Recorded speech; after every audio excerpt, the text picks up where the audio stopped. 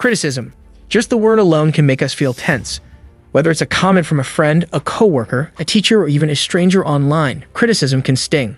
But here's the truth. Criticism is a part of life. No matter who you are or what you do, someone somewhere will have an opinion about it. And not all of those opinions will be kind. So how do you handle criticism without letting it break your spirit? How do you accept feedback and still stay confident in yourself? In this video, we're going to explore exactly that. We'll break down how to take criticism the right way, without losing confidence, without overreacting, and without letting it stop your growth. Why criticism hurts so much. Let's begin with why criticism feels so painful. It hits our ego. It makes us feel like we're not good enough. And even when it's well-meaning, it can sound like an attack on who we are. That's because our brains are wired to protect us from rejection. In ancient times, being accepted by the group was a matter of survival. So today, even a simple comment like "you could have done better" can trigger feelings of embarrassment, anxiety, or anger. But here's the twist. Not all criticism is bad. Some of it is incredibly valuable. It can help us improve, see our blind spots, and grow into better versions of ourselves, if we know how to handle it. The two types of criticism. To take criticism well, you first need to understand where it's coming from. There are two main types. Number 1, constructive criticism. This type is helpful. It's focused on your improvement, not your destruction. It usually comes from people who care, teachers, mentors, friends, or colleagues, and it often includes suggestions on how you can get better. Example, "I liked your presentation, but I think adding more visuals would make it even stronger." Constructive criticism may not always feel good, but it's a gift because it shows you what you can work on. Number 2, destructive criticism. This kind is unhelpful. It's vague, negative, and often hurtful. It comes from people who may be angry, jealous, or simply careless with their words. Example, "That was terrible. You clearly don't know what you're doing." This type of criticism isn't meant to help. It's meant to bring you down.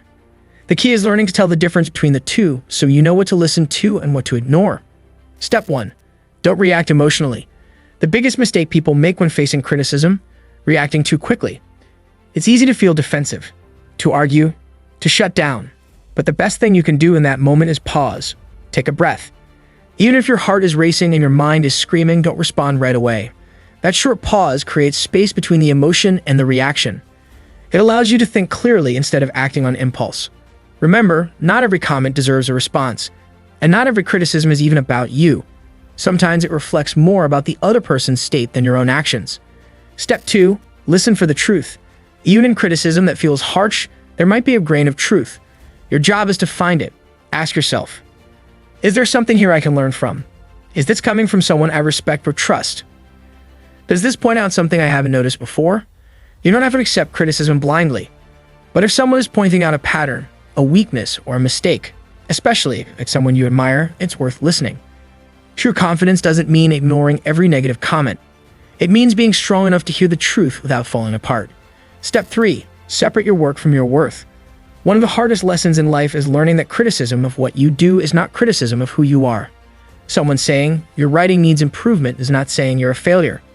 Someone saying that design doesn't work is not saying you have no talent.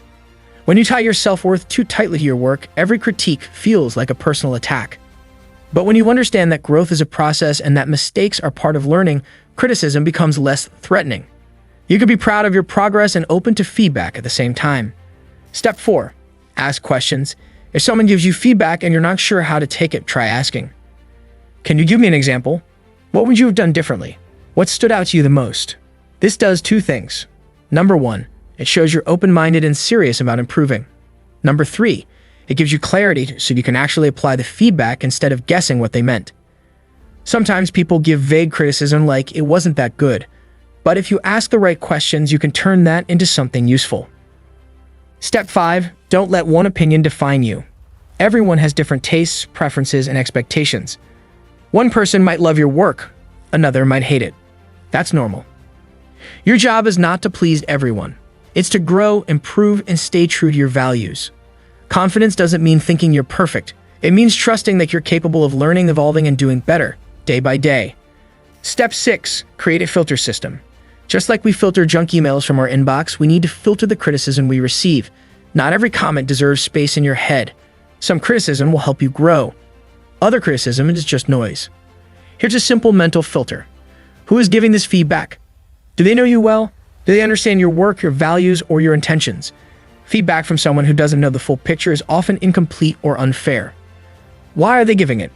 Is it coming from a helpful place or a hurtful one? Is it aimed at building you up or tearing you down? How is it being said? Criticism delivered with respect is worth listening to. But if someone is being cruel, sarcastic, or mean-spirited, it says more about them than it does about you. Having this filter helps you stay balanced. You won't ignore helpful feedback, but you also won't absorb every insult. Step 7. Strengthen your inner voice. Criticism becomes dangerous when your inner voice joins in. Think about this. Someone makes a critical comment, and instead of brushing it off, your own mind starts repeating it. Maybe they're right. Maybe I'm not good enough. Maybe I should just quit. That's the voice you need to challenge. Start replacing those harmful thoughts with supportive ones.